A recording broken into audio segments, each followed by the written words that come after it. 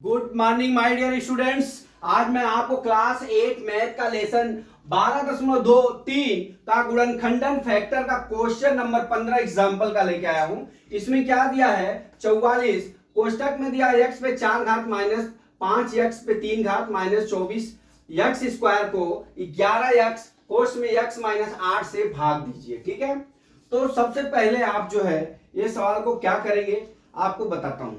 सबसे पहले इस सवाल को इस रूप में लिखिए 44 x पे 4 घात minus 5 x cube minus 24 x square भागा 11 x माइनस 8, इतना लिख लिया। तो सबसे पहले आप इसी क्रम में इसको जाने दीजिए। अभी जब भी डिवाइडेशन कब होगा, जब ये बीच की संख्या का क्या होगा गुणनखंड होगा, तो हम इसका इस रूप में x माइनस 8 के रूप में प्राप्त कर सकते हैं। ठीक है, तो सबसे पहले हम चलते हैं इधर की संख्या को जो है हम व्यंजक का गुणनखंड कर लेते हैं। तो यहाँ पे 44 रहने दीजिए। ठीक है, अब यहाँ पे देख लीजिए गुणे, यहाँ पे x स्क्वायर कॉमन है, यहाँ पे x पे 3 है तो x स्क्वायर कॉमन हो जाएगा, यहाँ पे x पे 4 घात है तो यहाँ से भी x स्क्वायर निकल जाएगा। ठीक है, तो हम x स्क्वायर क्या कर लेते हैं, यहाँ पे कॉमन ले लेते हैं। तो कितना बच जाता है यहाँ पे हो जाएगा x square minus 5x minus 24 divide भागा 11x माइनस 8 हो गया। ठीक है, हमने आपको फैक्टर में बताया था कि हमको जो है इस अब ये बीच की संख्या का हमको गुणनखंड करना है। तो यहां पे देख लीजिए 24 गुणे 1 कर लेंगे, हमने आपको फैक्टर में बताया है। अब 24 का ऐसा फैक्टर करना है, 24 का ऐसा गुणनखंड करना है हमको कि हमारा कितना आ जाए -5 आ जाए। तो क्या होता है 8 त्रिका 24, तो हम लिख सकते हैं क्या 8 गुणे 3 लिख सकते हैं। मीन्स क्या हो गया, यहां पे -8 करेंगे तो उसमें से 3 जाएगा तो माइनस क्या हो जाएगा हमारा 5 बच जाएगा। तो अब हम नीचे लिखते हैं बराबर 44 गुणे x स्क्वायर कोष्टक में, अब यहां पे लिख लीजिए x स्क्वायर माइनस 8x, हमने 24 किया इसलिए लिख रहा हूं, प्लस 3x माइनस कितना हो गया 24 हो गया। ठीक है, अब यहां पे क्या करेंगे भागा 11x। ठीक है, 11x कोष्टक में x माइनस 8 हो गया। ठीक, अब इतना हो गया। अब देख लीजिए हम क्या करते हैं, इसका कॉमन ले लेते हैं, इसका जोड़ी बना के।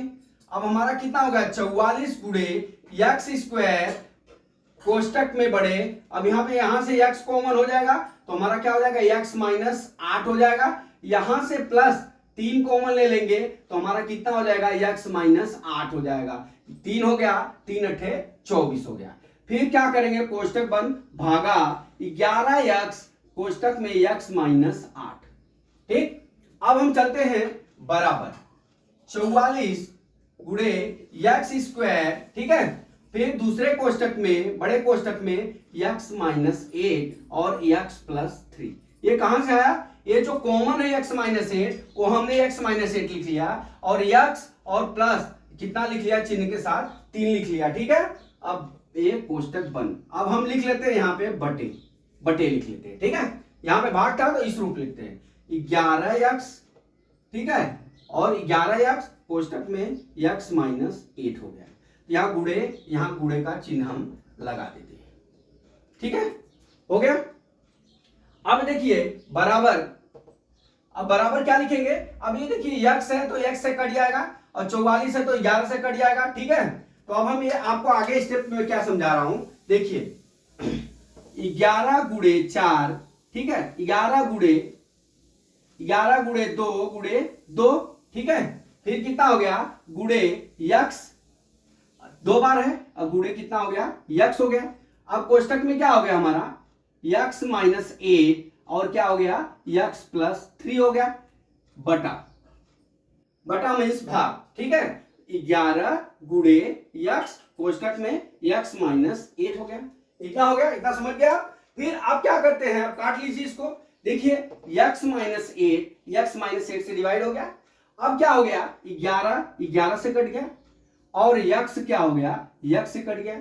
हमारा कितना बचा 4x 2। अब यहां पे लिख लीजिए, आपको एक स्टेप और समझा देता हूं। बराबर 2 गुणे 2 बचा, ठीक। अब हमारा कितना बचा, गुणे x बच गया यहां पे, फिर यहां पे कितना बचा, x प्लस 3 बचा, नीचे क्या बचा, कुछ नहीं बचा, तो हमारा कितना हो जाएगा, 2 दूना 4, 4x x प्लस 3।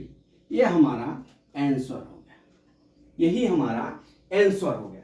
तो दोस्तों इसको सवाल को हमको जब भी होए तो 2 मेथड अपनाना चाहिए।